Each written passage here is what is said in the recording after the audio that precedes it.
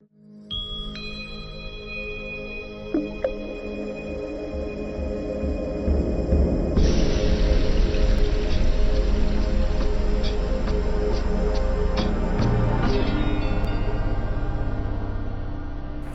شما بخیر دوستان عزیز. My name is Ali Sadr and I'm a member of Persian Cultural Center. This program would be mostly in English. This is our sixth annual Hafez Day event. We used to have this event at the Central Library, but this year, because of all the cuts and also they cut all the fundings and stuff, so we moved it back to here. So as I mentioned, this event started many years ago, and the person who initiated this thought was my good friend Mark Cherry of the Central Library. He called us, and we got together, and we started this event, and it has been pretty good, in my opinion. Every year we had a good anchor speaker, and the music and everything. So this year we thought that we're going to be pretty jammed in here, but it's not bad. I mean, still pretty good. So let me introduce you to Mark Cherry of Central Library. He's going to tell us why we moved over here and why we're not at the convenience of downtown San Diego. So Mark, join me over here.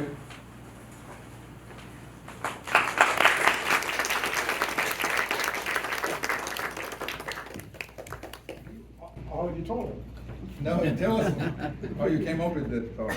Hi, good afternoon. We not only have Persian Center time, we also have colored people time. So we understand each other. And just so you know, my sister-in-law was in India, and in India they have Indian stretchable time.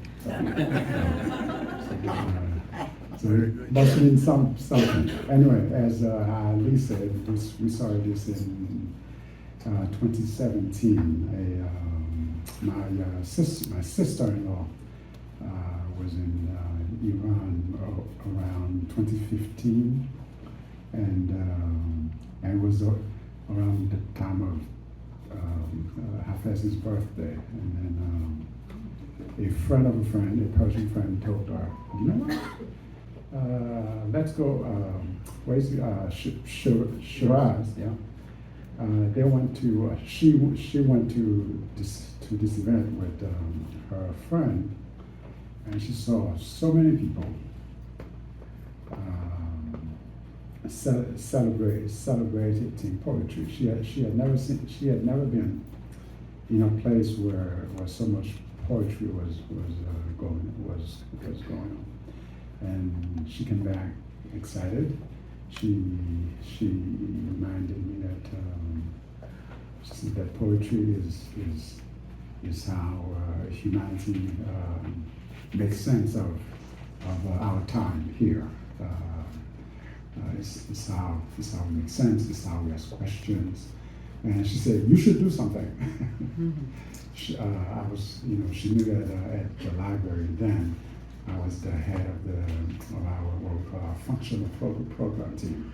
If you wanted to do any sort of thing as staff in that library, whether it was a poetry recital or music, you had to let us know. I couldn't tell them what to do, but they still had to let me know. But in any case, when she came, my sister came back and she told me. So we decided that we would do Hafez Day. Upon further research, found out that Hafez Day not only is celebrated in Iran, but throughout the Persian-speaking world. So we, the PCC and the library, we had been partners on many prior events. So I call Ali, I call Shay, I don't know if Shay's here, I call Rosita, members of the PCC, and we said, can we do this? And they said, listen to me, I said, yes, let's do it. And I asked him how. He said, well, we gotta have music, we gotta have poetry, and I remember I insisted that we should also have poetry in Persian. And we should have local poets come and declaim poetry, but we should also have people recite Hafez's poetry. And that's essentially how it began. And it's usually one of the biggest signature event of the San Public Library. Lots of people show up. Of course, lots of Persian Americans show up, but also lots of other people for whom some of them it's the first time they encounter Hafez. It's the first time they hear Persian poetry, the beauty and the music of the language. So it's always a good time, and we always have food, which is good. The first year, I believe it was homemade food. The first year, and we had a lot of it. So it's always a good time. As Ali said, this year, the Central Public Library is going through some budget constraints. For example, Sunday is totally closed. Sunday, there's no library that's open on Sunday, and about two-thirds of the library locations are closed on Mondays. And then our friends of the library who usually gave us some funding for food, they said that whatever money that they raised would go to purchase books and staffing and not to cultural events, which I think is wrong, but who am I? So this is how we started, and I think it's a great place to do it here, and we should do it here perhaps in the future, one year here, one time at the library, and vice versa. Because as long as I'm there, until I retire, and hopefully after me, someone in the library will pick that up, we can have Hafez Day. The local poetry community, they like Hafez Day. Many of them will show up, and they all want to be invited to Hafez Day. So thank you for inviting me, and that's it. Thank you. All right.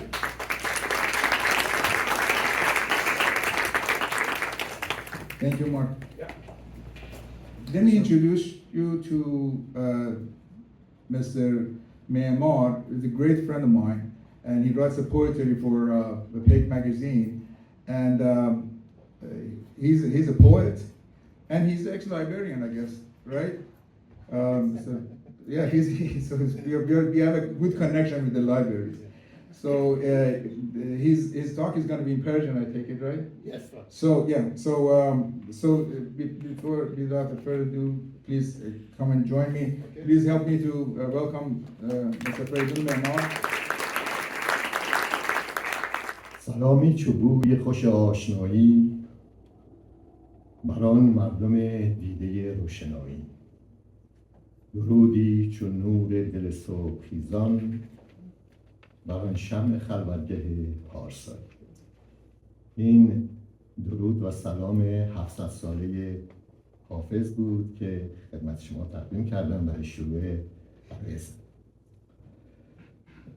مقدمتاً اجازه میخوام که مختصری در باب تصویر جهانی حافظ مطالبی رو که یادداشت کردم خدمتتون بخونم، به این دلیل که این یادداشت متضمن پاره‌ای تاریخ‌ها، اسامی افراد و شواهد تاریخی است که من نخواستم در حضور شما فرهیختگان لغزشی در بیان اونها پیش بیاد.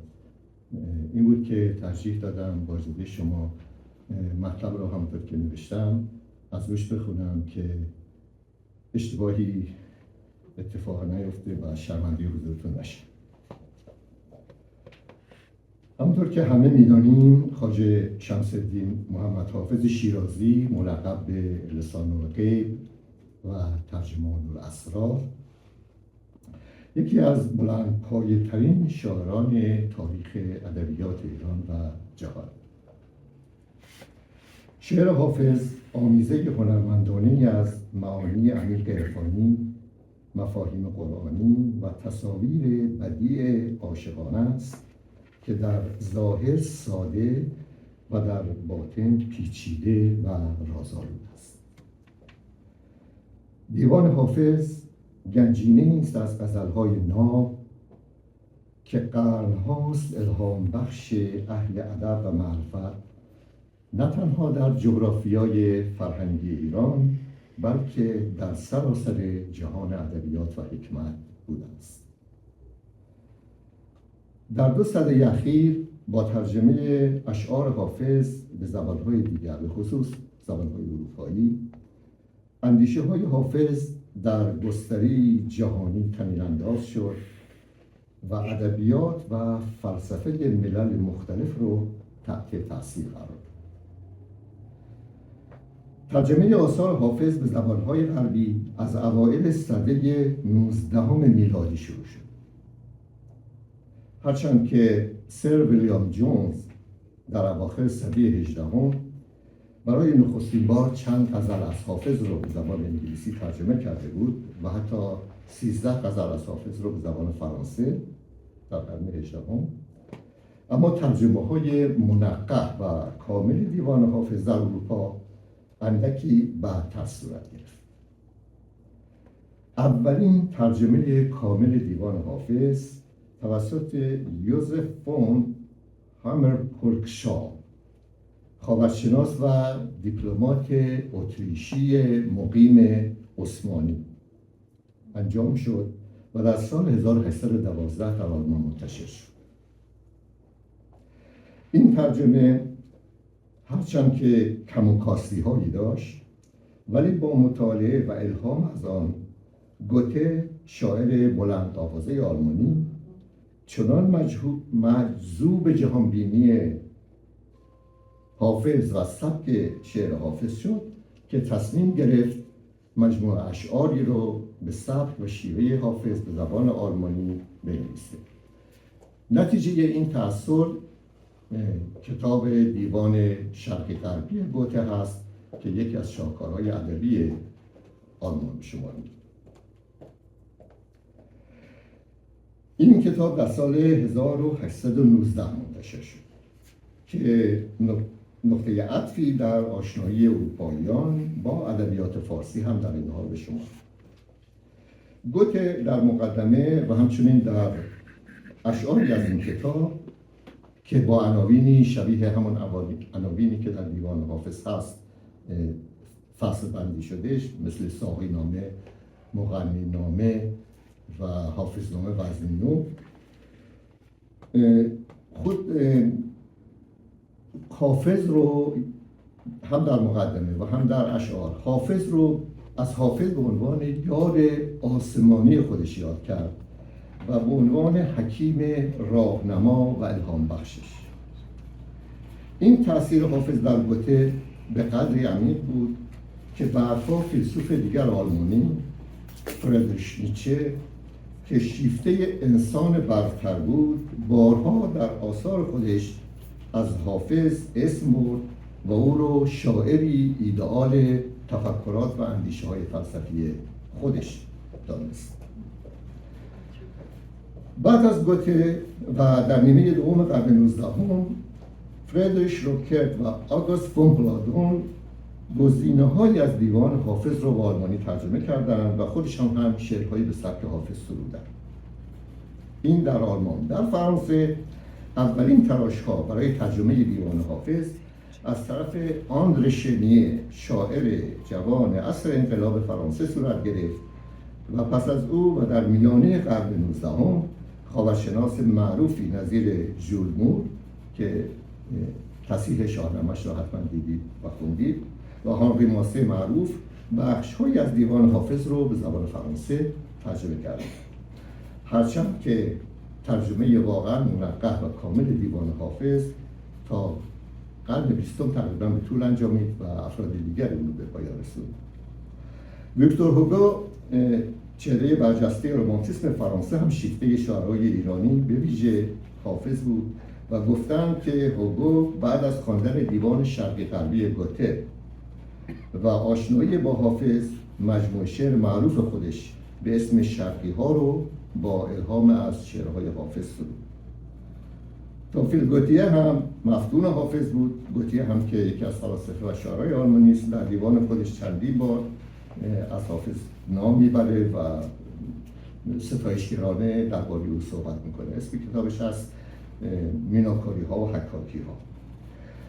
در انگلستان بعد از سر ویلیام جونز که اسمش رو قبلا هم خدمتتون عرض کردم، هنری ویلبرفورس کلارک در سال 1891 و بانوی خاورشناس گرترود لوسیان بیل در سال 1897 منتخبی از غزل‌های حافظ رو به انگلیسی ترجمه کرد.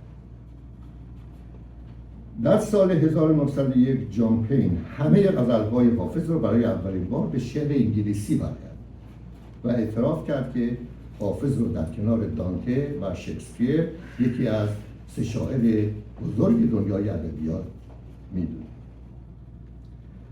افزون بر این مترجمانی که ذکرشون گذشت، ادیبان بزرگی نظیر رینولد نیکلسون و ادوارد براون هم همونطور که میدونیم در کتاب تاریخ ادبیات خودش به طور مفصل در مورد حافظ صحبت کرده و در شناساندن حافظ به جهانیان صاحب نظر و صاحب نقش است. ترجمه ها و نوشته های مربوط به حافظ به زبان انگلیسی تأثیر شگرفی بر جنبش های فکری و ادبی انگلیس و آمریکا در قرن 19 به جا گذاشت. از دوران ویکتوریا به بعد همونطور که می‌دونید توجه به عرفان شرقی و شعر فارسی در انگلستان رواج پیدا کرد. ادوارد فیتزجرالد با ترجمه روایات خیام در سال 1895 موجی از توجه و علاقه به شعر فارسی در دنیای انگلیسی زبان ایجاد کرد و دانشگاه‌های بریتانیا به واسطه حضور مستشرقانی نظیر ادوارد براون، نیکلسون و ویلسون و دیگران به پایگاه‌های پژوهش درباره شعر فارسی تبدیل شد. این کوشش‌های علمی حافظ را به عنوان یکی از ارکان ادبیات تطبیقی عرفانی به غرب شناساند. به تعبیر یکی از منقدین انگلیسی، حافظ نماینده کاملی از روحیه عارفانه مشرق زمینه که میتونه برای ذهن غربی دریچه‌ای از معنویت رو باز کنه. اندیشه‌های حافظ علاوه بر عرصه ادبیات در قلمرو تفکرات فلسفی هم الهام بخش بود. اگرچه شاید نتوان از تأثیر مستقیم حافظ در مکاتب فلسفی غرب سخن گفت، اما همسویی شگفت‌انگیز میان نگاه حافظ به جهان با برخی از جریان‌های فکری مدرن قابل توجه. برای مثال مفهوم رند در شعر حافظ یعنی انسانی وارسته که به عرف جامعه بی‌اعتناست و حقیقت رو در ورای نفاق و ریا جستجو میکنه، شباهت‌های زیادی با انسان آرمانی در نزد فلاسفه اگزیستانسیالیست دارد. به نظر میرسه که حافظ پیشاپیش بسیاری از دغدغه‌های اگزیستانسیالیستی نظیر تنهایی انسان، جستجوی معنای زندگی در جهان بی‌ثبات و طغیان در برابر جبر رو به زبان شعر بیان کرد. با رشد جنبش‌های معنوی نوگرا در قرن 20 در اروپا و آمریکا، شعر حافظ در کنار اشعار مولانا مورد توجه قرار گرفت، به گونه‌ای که در مکاتب عرفانی نو از حافظ به عنوان شاعر عارفی یاد میشه که مرز اندیشه‌های دینی رو در نوردیده و منادی عشق و صلح و آرامش در زندگی انسان است. خلاصه سخن این که حافظ در روزگار ما فراتر از یک شاعر ملی، چهره جهانی و پلی میان فرهنگ‌ها به شمار میاد. در یک کلام حافظ در مقام شاعری مظهر پیوند میان عرفان شرقی و خرد جهانی معاصر و پلی بر پایه مشترکات معنوی انسان است. و اما در باب روز حافظ، در سال 1370 با پیشنهاد جمعی از اندیشمندان و ادیبان ایرانی روز 20 مهر به عنوان روز حافظ در تقویم رسمی ایران ثبت شد. از آن تاریخ تا به حال همه ساله در محل آرامگاه حضرت حافظ در شیراز و همچنین در صدها مرکز و نهاد دانشگاهی و فرهنگی ایران و سایر کشورهای دنیا به این مناسبت مراسمی برگزار میشه. 6 سال پیش پس از رسمی شدن این روز در ایران در سال 1991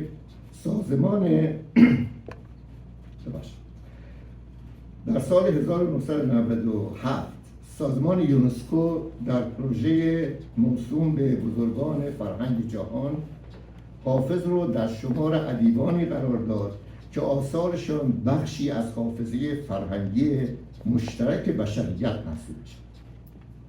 در سال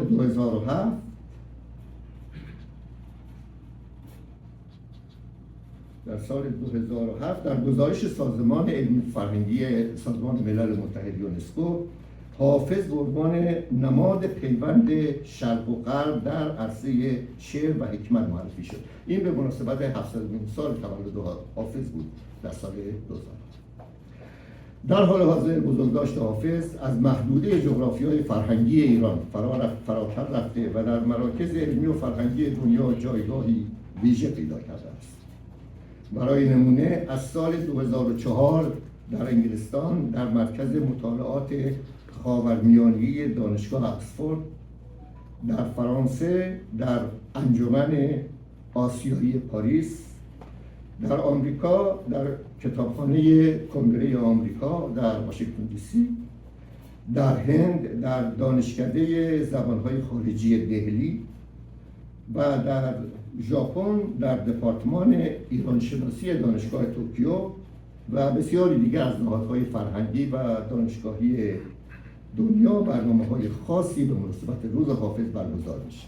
امسال هم همونطور که جناب صدر اشاره کردن برای ششمین بار هست که در حضور فرهیختگان ایرانی مقیم سندیاگو مراسم بزرگداشت حافظ در روز حافظ رو برگزار می‌کنیم. قرار هستش که شعری از دیوان حافظ رو انتخاب کنم و به حضورتون تقدیم کنم، ولی هر وقت که به من گفته میشه شعری از حافظ انتخاب کن و بخون، یاد یک بیت از ساعت میفتم. صاحب تبریزیش شاعر معروف سبک هندی یک بیت داره میگه: هلاک حسن خداداد او شوم که سر تا پا چو شعر حافظ شیراز انتخاب نداره. واقعیت اینطوریه، شعر حافظ رو نمیشه انتخاب کرد. شاید به همین دلیله که ایرانی ها از دیوان حافظ شعر نمی‌خونن، تفاعل میزنن. یعنی چی؟ یعنی اینکه کتاب رو میبندن، باز میکنن، اون شعر رو میخونن، برای که میدونن هر شعری که از دیوان حافظ خوانده بشه واقعا بیت الغزل هست و شعر. به هر حال با جسارت من به مناسبت یک غزل از دیوان حافظ به حضورتون تقدیم میکنم. عالی جناب حضرت حافظ میفرمایند: معاشران گره از زلف یار باز کنیم، شبی خوش است بدین قصه‌اش دراز کنیم. حضور خلوت انس است و دوستان جمعند، و املکات بخوانید و در فراز کنید.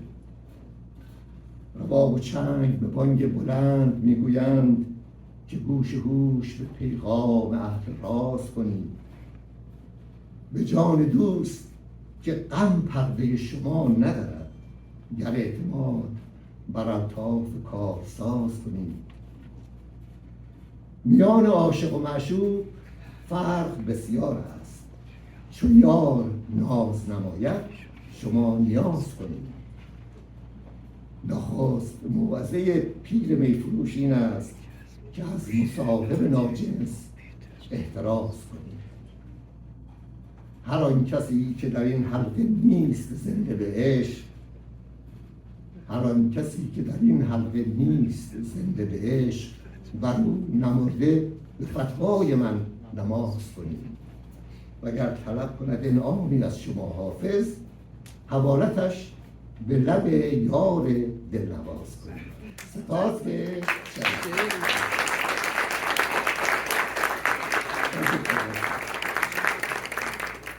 قبل از اینکه before I introduce our guest, everybody has a favorite ghazal from Hafez. This is one of my favorites. So I hope I read it properly because it's very challenging. سمنبویان غبار غم چو بنشینند بنشانند، پریرویان قرار دل چو بستیزند بستانند، به فتراک جفا دلها چو بربندند بربندند، به فتراک جفا دلها چو بربندند بربندند، ز زلف عنبرین جانها چو بگشایند بفشانند، ز چشمم لعل رمانی چو میخندد میبارند، ز رویم راز پنهانی چو میبینند میخوانند، به عمری یک نفس با ما چو بنشینند برخیزند، نهال شوق در خاطر چو برخیزند بنشانند، سرشک گوشگیران را چو دریابند دور یابند، رخ مهر از سحرخیزان نگردانند اگر دانند، چو منصور از مراد آنان که بردارند بردارند، بدین درگاه حافظ را چو میخوانند میرانند، در این حضرت چو مشتاقان نیاز آرند ناز آرند، که با این درد اگر در بند درمانند درمانند. خیلی ممنون. اجازه بدید که من واسه حافظ دست بزنم. مهمان بسیار عزیز امشبمون our great guest, our really good friend, Dr. Rashid Saleem. He's a scholar, an author specializing in Persian language and literature, as well as Islamic studies. He teaches and researches at the University of California, Berkeley. Further, he is the founder of Aleph Institute, the premier site of advanced online instructions in Persian. His second book is currently under contract with Bloomsbury Publication. So please help me welcome our guest from Northern California, Rashid, Salim.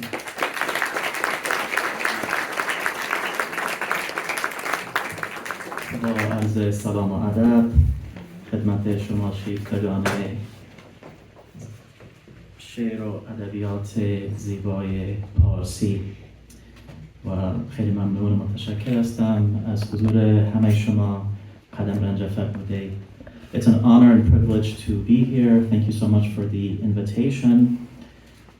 I decided to save a few trees and brought my laptop here to discuss this very, I hope, interesting topic, which is the relationship of hope to the poetics and the worldview of Hafez.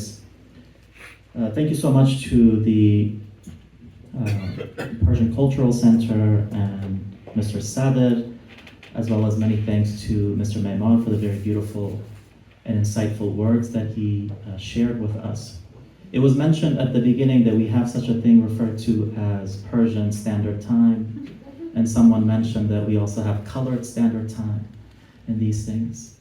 So I think the duration of my time is about 20 to 25 minutes. We also have Kabuli Standard Time, which is where my ancestors are from, and there 15 minutes is 150 minutes. I mean, there's chai and there's food, the chairs are comfortable, and I think you'll be okay. The title of this talk is Hafez and the Himmat of Hope, and I will do my very best to keep it relatively brief. The point and the question that we need to ask is whether hope is futile or functional. We are, of course, living in times where the world is devastated and devastating to us in many ways. We find ourselves divided, We find ourselves deformed from the hopes and from the ideals of what it really means to be human, what it really means to have human sensitivity to beauty, to art, to language, what it means to be sensitized to the presence of one another, to embrace each other, to celebrate one another, to grow, and to really dream a world that is filled with beauty and sense. So in this context, some people may say that hope is actually something that is futile. It's not real. So what I want to do today is explore how the unfolding of hope serves as a himmat, and we will talk about what himmat means as a technical term in Hafez's poetic worldview, and similarly how it can inform and instill a similar ethic within ourselves, right? Lastly, the relationship between sound and the insourcing of inspiration will be discussed, and I will briefly refer to what is meant by insourcing versus the very common term that all of us know, which is outsourcing. So the first thing that I like to do is briefly talk about Hafez and his milieu, his environment. Hafez lives in the 14th century, which is met with a tremendous number of devastations in the lands of Iran. These are political, these are social, these are, of course, economic as well. And within this realm, something very unique is happening, that although there are political violence, we see the fall and the sort of undoing of the Ilkhanates taking place, there is also the institutionalization of tasawwuf, or Sufism. Now, this is a very important topic in relation to Hafez, because the dialogue and at times the contention is whether Hafez has irfan and is a person of irfan, of tasawwuf, of mysticism in other terms, or he's simply a very artful and talented poet. I don't think I'm here to solve this question tonight. I don't think anyone can solve this question, and I think it requires, I have my own personal take on it, of course, but it requires the presence, which luckily you all have, of kharat, this very beautiful reference to an intuition and a logic and an openness to dialogue and to perception. I am reminded of the story in Hazrat Attar's Tazkiratul Awliya, this very beautiful, informative text within the Persian mystical tradition, where he makes a mention of an individual by the name of Fuzayl Khurasani. They asked Fuzayl about the secret of life, how to deal with people, mu'asharat. And he says, jangidan ba khiradmandan asantar ast az halwa khordan ba bikhiradan. He says it is easier to fight with someone who has khirad. Khirad is a very deeply philosophical and poetic view and sense of the world. It's a way of living with reason, with intentionality, with sincerity. So he says if someone has khirad, it's easy to fight with them because they're reasonable. There are rules, there are things that you assent to and you agree to, and things that you refrain from.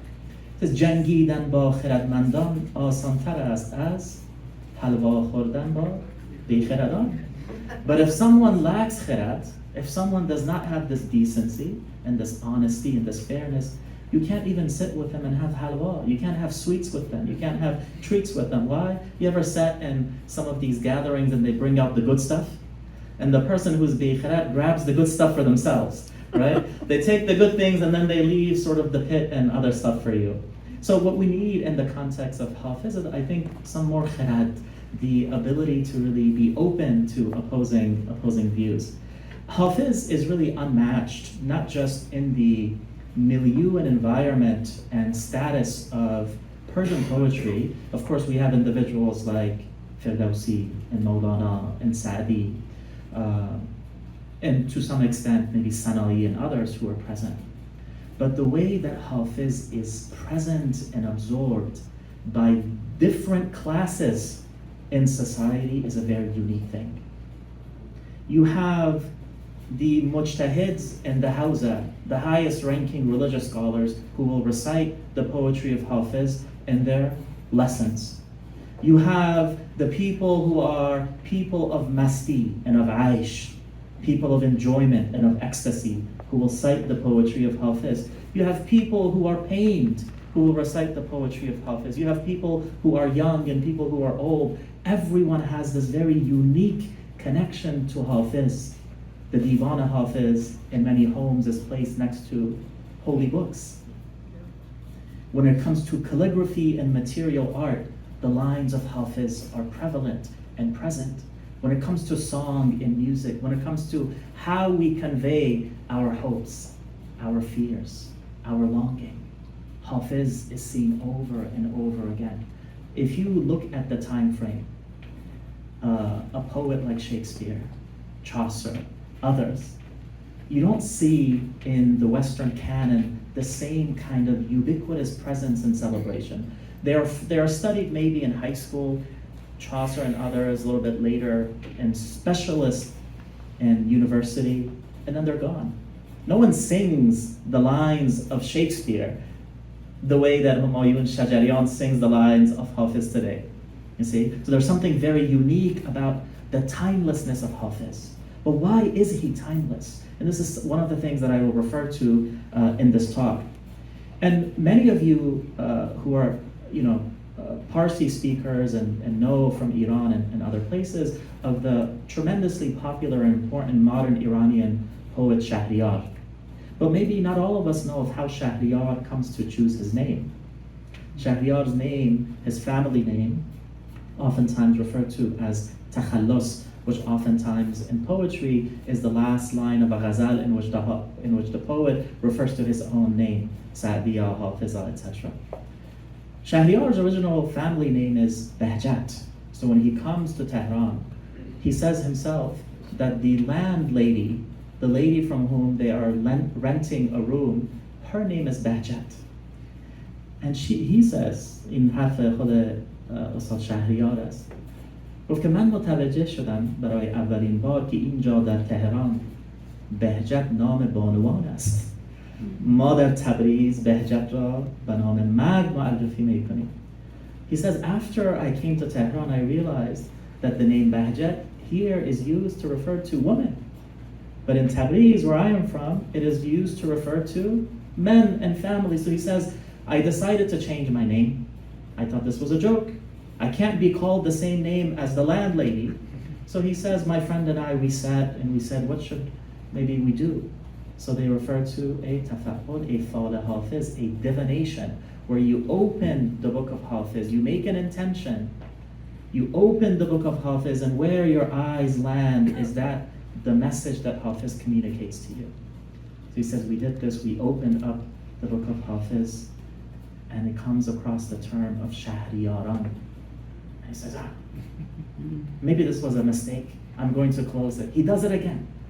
And once again, he opens the line and the name of Shahriyar comes about. He says, okay, at that point, I recognize that Hafez is telling me that my name should be Shahriyar. So one of the most important and celebrated poets of today has this deep linkage to someone who lived in the 14th century. Right? This is how important and relevant Hafez is.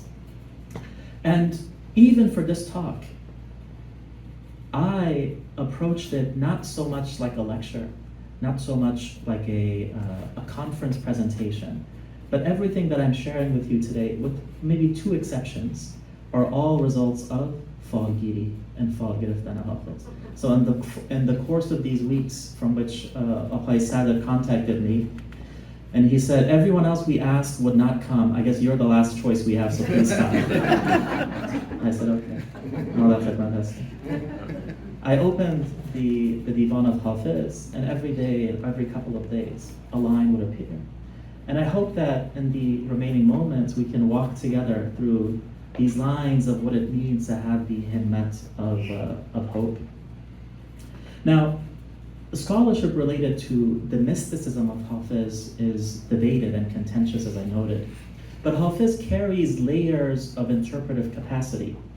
We can confidently state that his usage of certain terms and the texture of his poetry intimate a very felt and mystical experience of existence, not simply a secluded self that sees the world as a domain of devastation.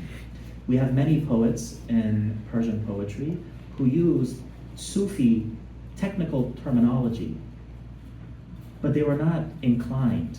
And that richness, that emotion, that hal that is felt when you open and read a line from Maulana, when you read a line from Jami and others, is not there in their poetry. And there's a reason in this. In fact, the very earliest commentator on the poetry of Hafez is an individual by the name of Jalaluddin Davani, who lives almost 108 years. He dies 108 years after Hafez. He offers a commentary on the poetry of Hafez because even that soon after Hafez's passing in 1380, people are asking, what does Hafez mean by these lines of poetry? Is it mystical or is it non-mystical? Aya irfanis ya zamini? We may also reflect on the question of what makes a poem persevere. Why is Hafez Hafez? Wherein, if you go to any archive, اگر شما به هر یک از آرشیف‌های جهان مراجعه کنید، شمار متونی که هنوز نخوانده شده و فراموش شده است عدیده است، بی‌شمار است. از این میان چگونه شد که اشخاص به مثال حافظ و سعدی و خیام و دیگران هنوز که هنوز هست برایمان عزیزند؟ Is it luck? Is it power? Is it piety? Is it eloquence? Maybe one helpful approach is the question of aspiration itself. Who is the poet writing for? And what is the source of his poetry? The greater the aspiration, the greater the reach and continuity. This is at times linked to this idea of the poet understanding kimyay hasti. Kimyay hasti refers to this inexplicable alchemy of being and belonging and becoming and beauty of how you live and how you experience and sense the world. And kimyay hasti could be one way in which we can understand how the poetry and the words of certain individuals still remain and continue. Now, the next thing that I'd like us to do is talk briefly about this term himmat, which all of the Parsi speakers here know and have heard and use from time to time. The modern day usage of the term himmat is related to how, for us, native speakers of Farsi, certain words lose their meaning over time. Bagunay misal. When you hear the word khasta, you think about tired. You think about exhausted.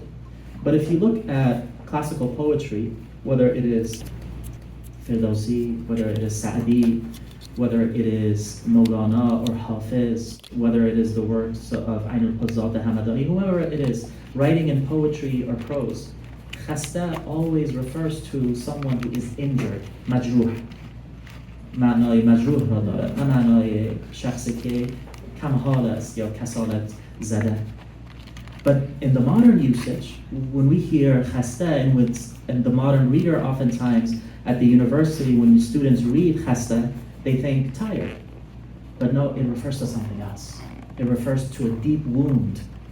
Same for the word manda. In Farsi, در بعضی از گویش‌های زبان فارسی، مانده نباشید یعنی خسته نباشید. مانده کلمه از واژه‌ای هست که فارسی زبانان برای آنانی که کم نیرو شده اند استفاده می‌کنند. مانده نباشید. در اسرار توحید ابی سعید ابوالخیر و در اشعار نظامی اینها به طور فراوان موجود است. So manda refers to someone we would think who is stuck, who is stagnant. But manda actually refers to tiredness, right? So over time, words lose layers of meaning. Himmat is the same way. When we think about himmat in the modern context, we may think about energy, we may think about an aim, a maqsad, a hadaf, a goal. What is lost is this, that for the mystics and also for the poets, himmat is not a self-activated thing.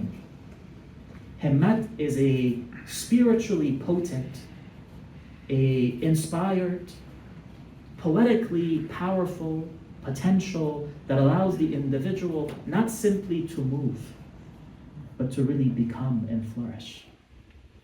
شگوفایی بالیدن. And himmat is an activating thing. It's not simply a theoretical thing. It is something that is inner and outer. And this himmat cannot be purely activated or turned on by the human being himself or herself. There has to be an extension. تا که از جانب معشوق نباشد کششی کوشش عاشق بیچاره و جایی نرسد. The himmat is like this. No matter how much the individual tries, he says, تا که از جانب معشوق نباشد کششی. Unless there is a pull and there is a longing and there's an invitation from the beloved, irrespective of how much the lover tries, it will not lead to anything. Okay? So himmat was understood to refer to a concentrated and potent presence of a power and proclivity towards something. That something was not only action, but aspiration, an ideal, a beautification. Himmat stems from coordinated effort, reflection, observation, and proclamation, expression. One may also attribute a creative power to himmat. It is not simply a noun, but a verb. Now, with that situated, it is important to understand that himmat is not an idealism that is disconnected and divorced from the realities of the world, but one that invites us to turn our assumptions and pessimistic anticipations upside down.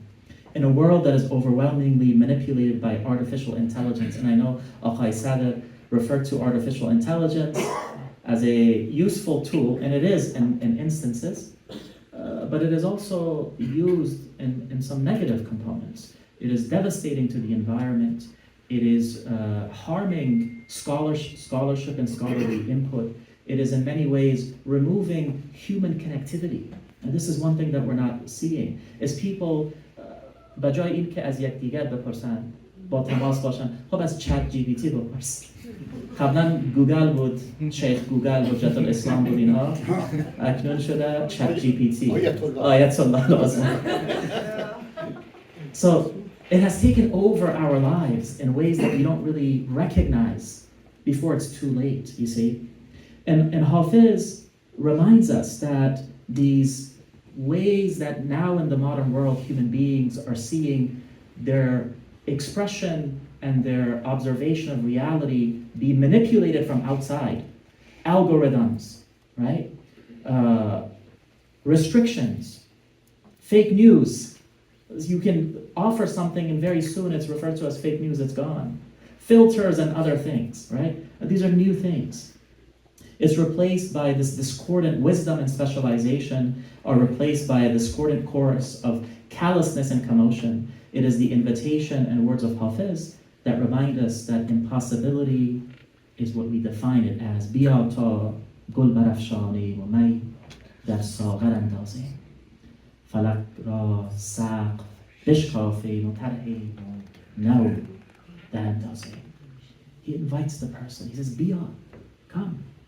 Join me, activate with me, see with me, dream with me. Right? There's nothing that's impossible. You want to scatter the scent and beauty of flowers? Join me. You want to taste the beauty of ecstasy? Come join me. ما در پیاله عکس رخ یار دیده ایم. ای بی خبر ز لذت شرب مدام ما. You come join me. Even when it comes to the celestial spheres, the falak, we will pierce it. We will go beyond it. Now, we can create a new reality. We can create a new way. What I would like to do now is offer a select few instances from Hafez's Divan related to this himmat of hope. My approach here is not exhaustive in any way. In fact, what I mainly engaged with were a series of falls, as I mentioned to you folks, or divinations.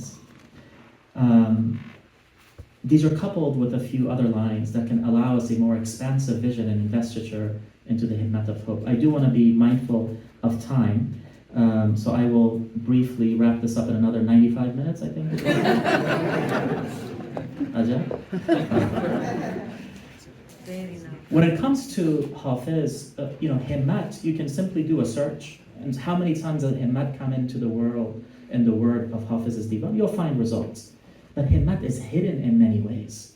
For example, he says, Dosh ba man goft pinhan kardani tizhosh wa shoma pinhan nashayad kad ramzi mayfirosh goft asan gir bar khud karha kaz ruye tab sakht migardad jahan bar mardaman sakht kosh ta nagardی آشنا زین پرده رمز نشنوی تا نگردی آشنا زین پرده رمز نشنوی گوش نامحرم نباشد جای پیغام سروش. This is yesterday, and the translation that I will do will be live translation. What I meant by live translation is that I believe that poetry has this beautiful power, mystical poetry in particular, where every time you read it and reread it, there's a new experience. There's a new offering that takes place. He's saying, Dosh ba man goft pinhan kardani tizhosh. Now, the mystics have all kinds of interpretations around what dosh means. It is the alam khayal, alam masal, all of these different things. But he says, someone who knows the intricacies of things and is perceptive told me something. It's not befitting that I don't share it with you. So the first thing that happens is the selfishness is removed. We have to share it with others. I was recently in Minnesota, and there's a huge Somali population there, as you may know. The driver told me that Somalis are oral people. If something good happens to us, we share it with others. That's how we all ended up in Minnesota, because they originally came to San Diego, and they said San Diego's very expensive. So soon people started going to Minnesota. They said, yes, the winters are horrible here, but price is okay. We can build, our children can go to school and universities. And now in Minnesota they have, as Ilhan Omar asked, elected official. This is no easy feat. This is a huge thing. He said, take it easy. Goft asan gir bar khud karha kaz ruye tab. You must take things lightly. Don't overwhelm yourself. Don't become anxious with things, because by its very design and nature, kaz ruye tab sakht migardad jahan bar mardaman sakht kosh. The more that you pursue this world, the more that you pursue this world in a way that it will never end, the harder it will be for you, and the faster it will turn away from you. Now, with this context, he continues elsewhere. He says, Hangam tang dasti dar aish kosh و masti kin kimiyay hasti qarun کنند gadara. Now, this is himmat really that's unfolding. He says, when there's tang dasti, when you are of limited resources, incapable, restricted, now what do? We say, okay, we gotta hold back. He says, no, do the opposite. Dar aish kosh masti. Go pursue the very best of joy, the very best experiences, and lose yourselves from this limiting rational self. Kin kimiyay hasti qarun konand gadar. This elixir of life and of mystery will make from someone who is a beggar someone who is a ruler and king. Hafez's poetics contain tenacity, patience, and a proximity to hope. تا مگر جرأتشاند لب جانان بر من سالها شد که منم بر در میخانه مقیمم. He says, with the hope that maybe a sprinkle, a taste of the beloved's lips will be granted to me. Salha shut. Years and years have passed, yet still I wait patiently by the door of the tavern. The one who does not have the himmat of hope will say, nayamat ke nayamat. If it's not going to be given, it's not going to be given. Let me turn elsewhere. He invites us, he says, غنچگو تنگ دل از کار فرو بسته مباش. غنچگو تنگ دل از کار فرو بسته مباش که از دم صبح مدد یابی و انفاق نسیم. Tell the bud, do not be closed and restricted, confined, because things have not yet opened up. Tell the bud, you're closed off. I haven't bloomed yet. I haven't flowered yet. No, don't worry about that. Conchago tang dinas, kar fro basta mabash. Why? Kazdame sobh, the very breath of morning. Madad yabi wa anfaqe nasim. The very breath of morning, its arrival, will bring with it hope and aid and assistance and the blessings of nasim. Now, nasim is a very important term in the poetry of Hafez. Nasim in English is referred to as the morning breeze. More technically, it's referred to as zephyr. It has a very calm and cooling effect for those who have experienced their early morning rise and drive to the office. Now, Nasim is a renewal, it's a messenger, it's a movement. And Hafez distinguishes between a deep longing and a surface level worry. He says, ساقیا برخیز و دربه جام را خواب بر سر کن غم ایام را دود آه سینه نالان من سوخت این افسردگان خام را. ساقیا, this is a technical term, the one who grants, the one who illuminates, the one who gives the wine. برخیز و دربه جام را. Allow us a drink and a share in this. خواب بر سر کن غم ایام را. All of these worries and sorrows and pains and griefs of the days. خواب بر سر کن. Some of us have heard خواب بر سر کن from our parents. I thought they were reciting poetry. اما معنای دیگر داشت. نه. این هم رمز رموزه دارد نه؟ خواب بر سر کن is literally to bury all of the grieving and all of the worries and sorrows of the days. The very smoke from my chest that is billowing with the sigh, this this powerful expression of existence.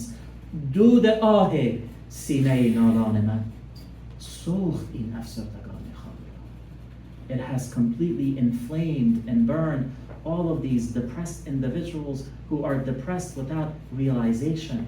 They are raw. They haven't surely matured yet. Right? And so hope is something that is constantly being told. It's promised. It's not a wish. It's a promise. رسید مجدک ایام غم نخواهد ماند. فال حافظ هست. رسید مجدک ایام غم نخواهد ماند چنین نماند و چنان نماند و چنین نیز هم نخواهد ماند.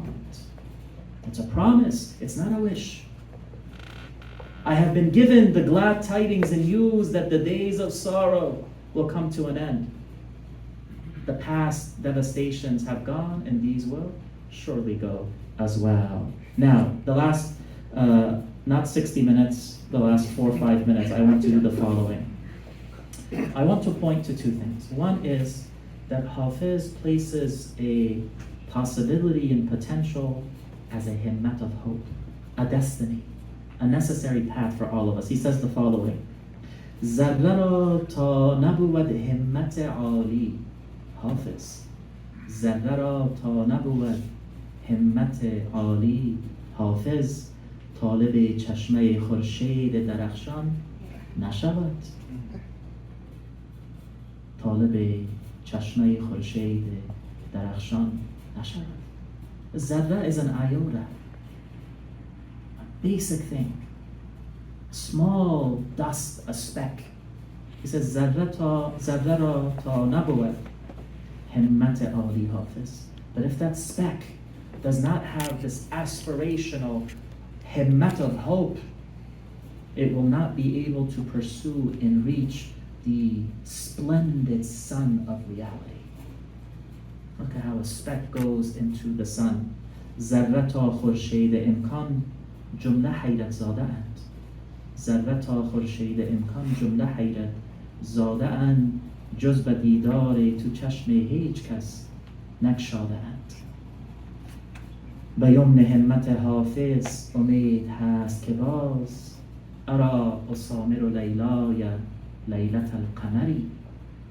It is my hope, Hafez's himmat of hope, that promises that will bring about once more me spending the night in deep, loving conversation with Layla, the idea of Hafez and Layla.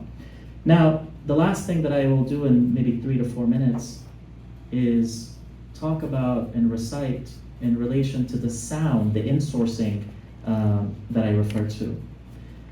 I'd like to briefly elaborate on the relationship between sound and what I term an insourcing of hope.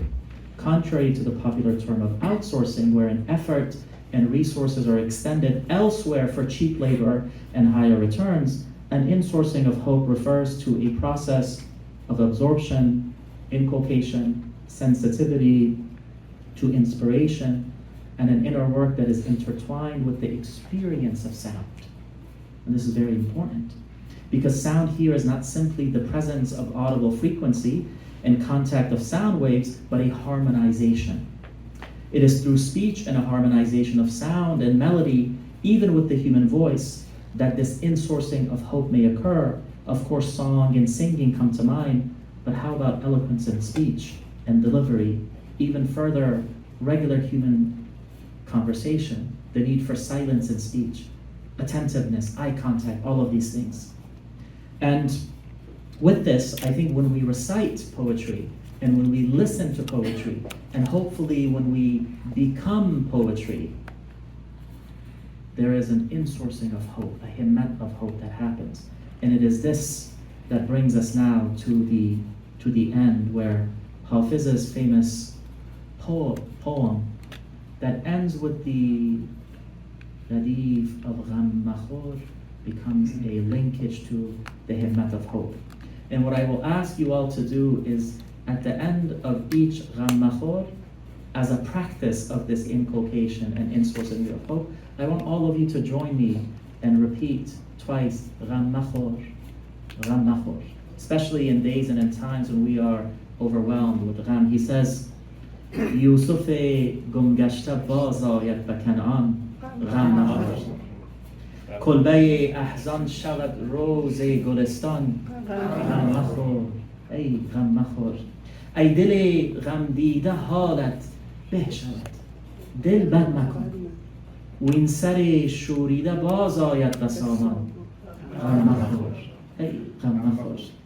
گر بهار عمر باشد باز بر تخت چمن چتر گل بر سر کشید ای مرغ خوشخوان غم مخور. هان مشو نومید چون واقف نه ای از سر غیب باشد اندر پرده بازی های پنهان غم مخور. ای غم مخور. دور گردون گرد و روز بر مراد ما نگشت دائما یکسان نباشد چرخ دوران غم مخور. ای غم مخور. He starts off by saying, Yusuf gum gashta baz ayat ba Kan'an غم مخور. This is the unfolding of the story of Joseph and his return back to Canaan. The vision and the reconnection, the reunification with his father, who had turned blind from shedding tears and longing for him. And they say that when the shirt of Joseph is brought to him, he brings the shirt to his eyes and he is granted vision again. And this is an important note, that when it comes to our senses, our sense of smell is the strongest when it comes to memory. Right? He says, Ay dil ghamdida, halat beh shavad, dil bad makon. O heart who has experienced and endured difficulty and pain and worry, your state will become better. Don't grieve, gham makhor. Literally, khordan in the Farsi language refers to consumption. Imagine consuming grief and worry, and in turn what it does is it consumes you.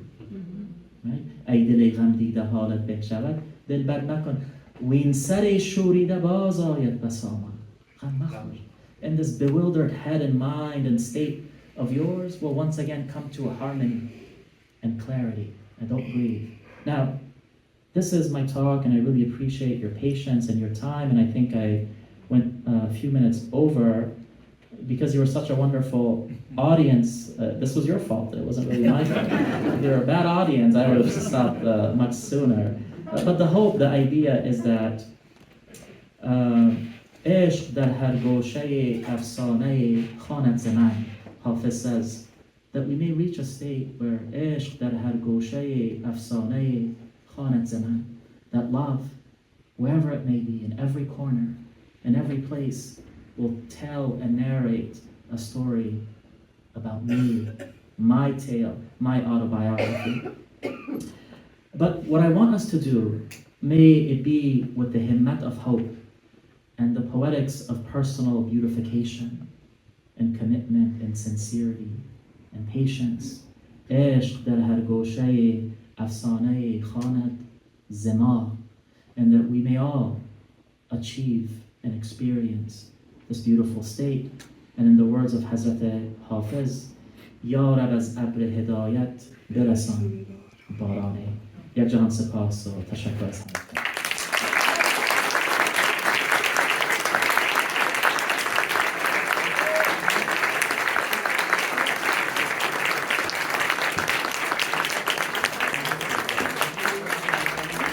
I'm going to ask my good friend خوانی ایرانیان to join us on the stage, and she's going to recite some ghazals. And the final part of the program, be seated. We're going to have beautiful music of کورش تقوی.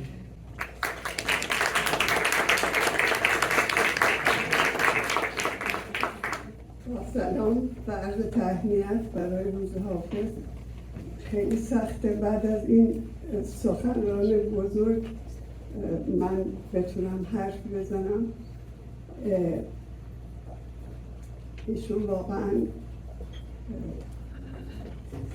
حق مطلب رو ادا کردن و اما من به مناسبت تشابه روزگار ما با روزگار و عصر حافظ، البته در وطن ما آنچه می‌گذرد در زمان حافظ نیز چنین بوده است و تمامی مسائل آن روز و امروز ما را به نظر من در ساقینامه حافظ ادا کرده است. سر فتنه دارد دگر روزگار، من و مستی و فتنه چشم یار. در این خونفشان عرصه رستخیز، تو خون صراحی به ساغر بریز. یکی تیغ داند زدن روز کار، یکی را قلم زن کند روزگار. فریب جهان قصه روشن است، ببین تا چه زاید شرابستان است. بیا ساقیان می که حال آورد، کرامت فزاید کمال آورد. به من ده که بس دیده افتادم و از این هر دو بی حاصل افتادم. بیا ساقیان می که عکسش ز جام به کیخسرو و جم فرستد پیام. بده تا بگویم به آواز نی که جمشید کی بود و کاووس کی. بده ساقیان می که از او جام جم زند لاف بینایی اندر عدم. به من ده که گردم به تأیید جام، چو جام جم از سر عالم تمام. دم از سیر این دیر دیرینه زن، صلایی به شاهان پیشینه زن. همان منزل است این جهان خراب، که دیده است دیوان افراسیاب؟ کجا رأی پیران لشکرکشش؟ کجا شیده آن ترک لشکرکشش؟ نه تنها شد ایوان قصرش به باد، که کس دخمه نیزش نیارد به یاد. همان مرحله است این بیابان دور، که گم شد در آن لشکر سلم و تور. بده ساقیان می که عکسش ز جام، به کیخسرو و جم رساند پیام. چه خوش گفت جمشید با تاج و گنج، که یک جو نیرزد سرای سپنج. بیا ساقی آن آتش تابناک، که زردشت می جویدش زیر خاک. به من ده که در کیش رندان مست، چه آتش پرست و چه دنیا پرست. بیا ساقیان بکر مستور مست، که اندر خرابات دارد نشست. به من ده که بدنام خواهم شدن، خراب می و جام خواهم شدن. بیا ساقی آن آب اندیشه سوز، که گر شیر نوشد شود بیشه سوز. بده تا روم بر فلک شیرگیر، به هم برزنم دام این گرگ پیر. بیا ساقی آن می که حور بهشت، عبیر ملائک در آن می سرشت. بده تا بخوری در آتش کنم، مشام خرد را در آن خوش کنم. بده ساقیان می که شاهی دهد، به پاکی او دل گواهی دهد. میم ده مگر گردم از عیب پاک، برآرم به عشرت سری زین مغاک. چو شد باغ روحانیان مسکنم، در اینجا چرا تخته بند تنم. شرابم ده و روی دولت ببین، خرابم کن و گنج حکمت ببین. من آنم که چون جام گیرم به دست، ببینم در آن آینه هرچه هست. به مستی دم پادشاهی زنم، دم خسروی در گدایی زنم. به مستی توان در اسرار سفت، که در بی خودی راز نتوان نهفت. که حافظ چو مستانه سازد سرود، ز چرخش دهد زهره آواز رود. مغنی کجایی به گلبانگ رود، به یاد آوران خسروانی سرود. که تا وجد را کارسازی کنم، به رقص آیم و خرقه بازی کنم. به اقبال دارای دیهیم و تخت، بهین میوه خسروانی درخت. مغنی بزن آن نوایین سرود، بگو با حریفان به آواز رود. مرا عاقبت با عدو فرصت است، که از آسمان مژده نصرت است.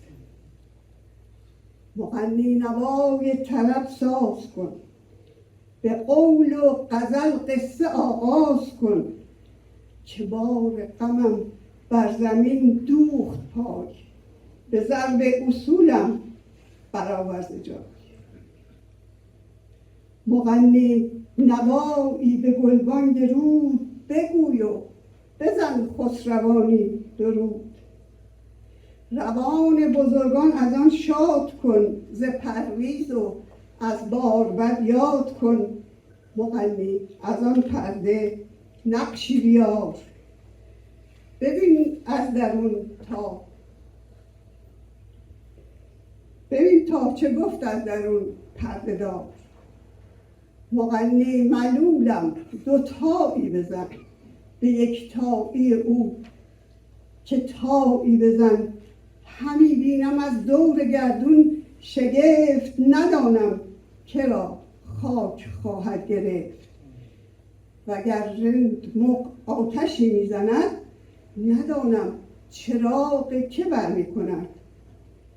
در این خونفشان عرصه رست خیز، تو خون صراحی به ساغر بریز. به مستان نوید سرودی فرست، به یاران رفته درودی فرست.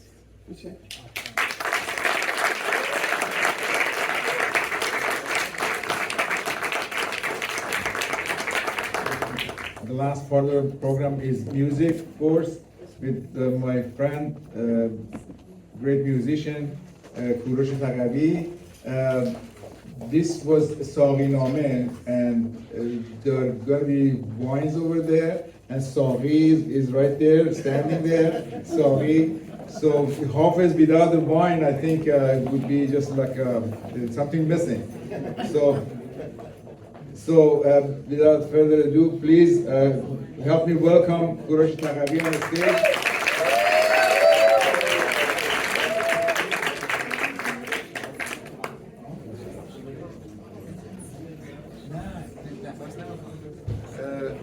You want to continue, right? And we're going to have wine afterwards, right? Yes. Or you can go grab your wine bottle too. How's that?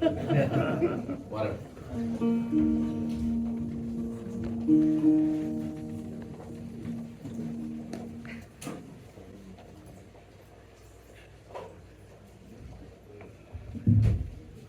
Don't worry, I'm not singing.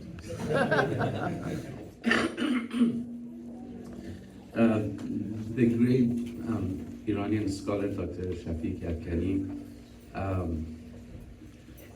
I think the world of him ever since I was very young man, just a few years. He has a talk about Hafez, and he says there are similar poets in the world, like Maulana, like Ferdowsi, like Attar, and he goes on. But there is nobody in the world like Hafez. And I think that's very true. So what I play is because of what I think about Hafez. Thank you.